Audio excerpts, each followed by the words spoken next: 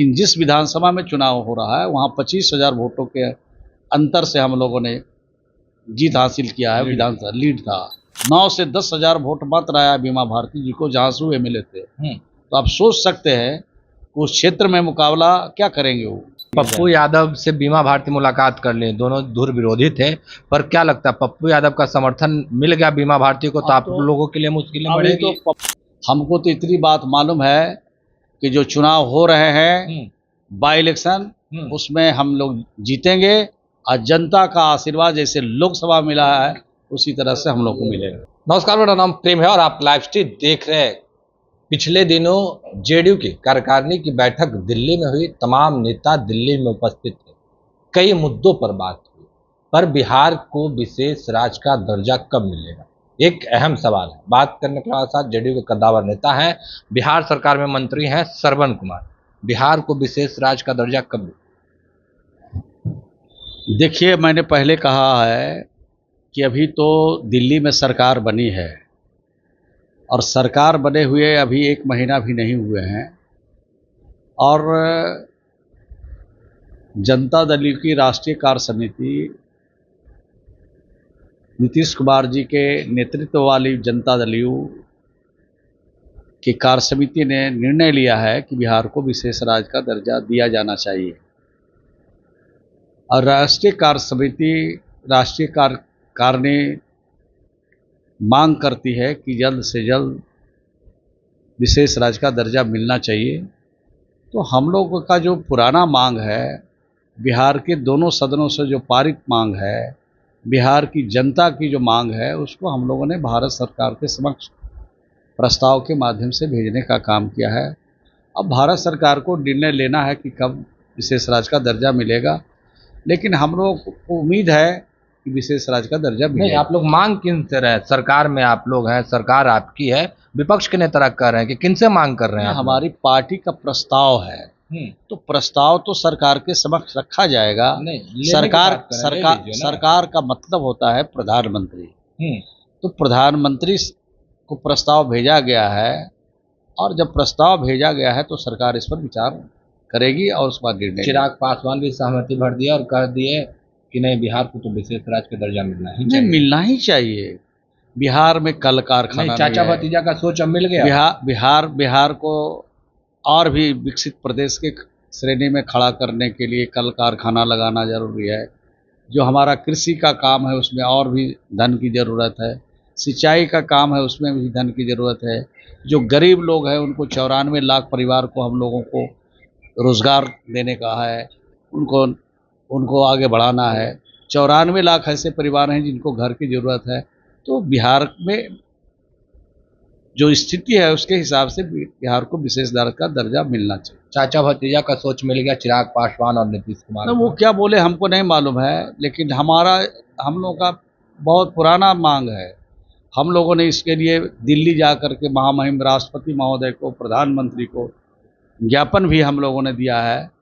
तो हम लोग की ये पुरानी मांग है, इसको मिल जाता है तो बिहार और आगे बढ़ेगा, बिहार और प्रगति करेगा, बिहार को और अच्छा लगेगा।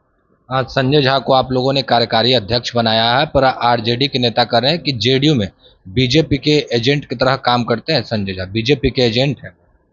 देखिए, किसी भी व्यक्ति को मर्यादा में रहना चाहिए। किसी भी व्यक्ति को किसी पर टिप्पणी करने के पहले सोचना चाहिए। मर्यादित शब्दों का इस्तेमाल करें तो उनकी ऊंचाई और बढ़ेगी। लेकिन जिस तरह से देख रहे हैं विपक्ष के जो नेता हैं, वो लगता है मानसिक संतुलन खो चुके हैं और उनको लगता है कि खराब से खराब शब्दों का अगर चयन करेंगे तो मीडिया में तवज्जो मिलेगा, मीडिया में हमको उसका एडवांटेज मिल जाएगा। तो मीडिया में तो आपकी खबर चल सकती है, मीडिया में जो खबर चटपटी देखिएगा तो आपका मन प्रफुल्लित होगा, लेकिन जो देश और बिहार की जनता है वो सब कुछ देखती है कि आप किस तरह के शब्दों का चयन कर रहे हैं सामाजिक राजनीति जीवन में, उसका भी ध्यान रखना चाहिए। और संजय झा जी राज्यसभा के सदस्य रहे, बिहार में हमारे वो मंत्री भी रहे हैं, हमारे पार्टी के राष्ट्रीय महासचिव भी रहे हैं और नीतीश कुमार जी ने खुद उनको बनाया है, किसी के पहल पर नहीं। नीतीश कुमार जी ने उनको एक तरह से नॉमिनेट कह दीजिए, एक तरह से उनको बना दिया है।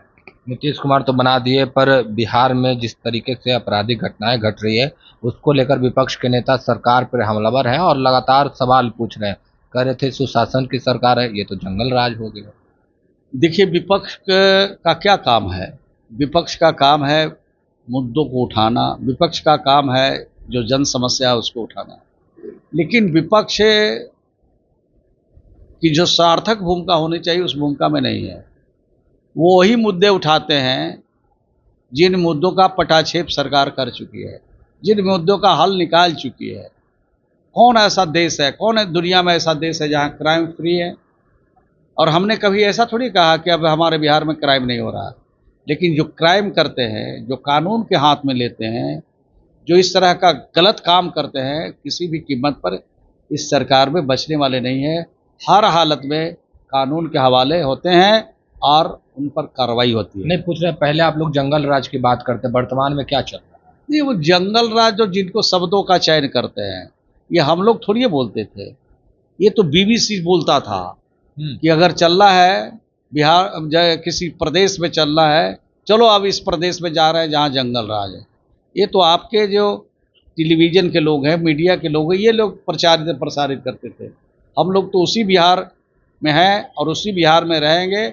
लेकिन बिहार की मर्यादा, बिहार की जो सभ्यता है, संस्कृति है, उसको किसी भी कीमत पर गिरने नहीं देंगे और न गिरने दिया है। इस हिसाब से हम लोग चलते हैं। पिछले कई दिनों में बिहार में कई पुल गिरे हैं, इसको लेकर विपक्ष के नेता जो सरकार से सवाल पूछ रहे हैं।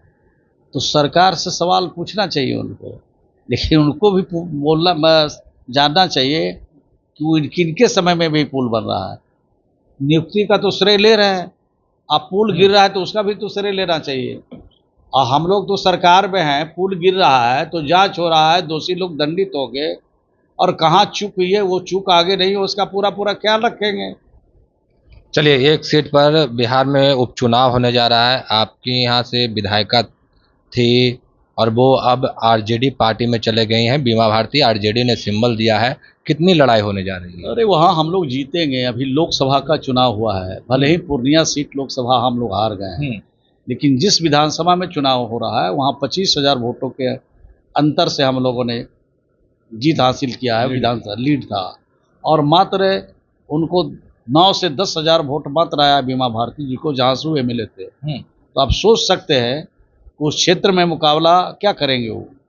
हम लोग तो वहाँ की जनता के प्रति आभार प्रकट किया है और फिर आभार प्रकट करने जाएंगे कि बड़े मतों के अंतर से आपने यहाँ पर हम लोग को मदद किया था, और फिर जो चुनाव हो रहा है इसमें एक बार और बड़े मतों के अंतर से हमारे जेडीयू के उम्मीदवार को जिताइए, तीर छाप पर बटन दबाइए, यही अपील करने। पप्पू यादव से बीमा भारती मुलाकात कर ली, दोनों धुर विरोधी थे, पर क्या लगता है पप्पू यादव का समर्थन मिल गया बीमा भारती को तो आप लोगों के लिए मुश्किलें बढ़ेगी? तो पप्पू यादव जी जाने, माननीय सांसद महोदय, बीमा भारती जी जाने किनका किनका उनको समर्थन लेना है।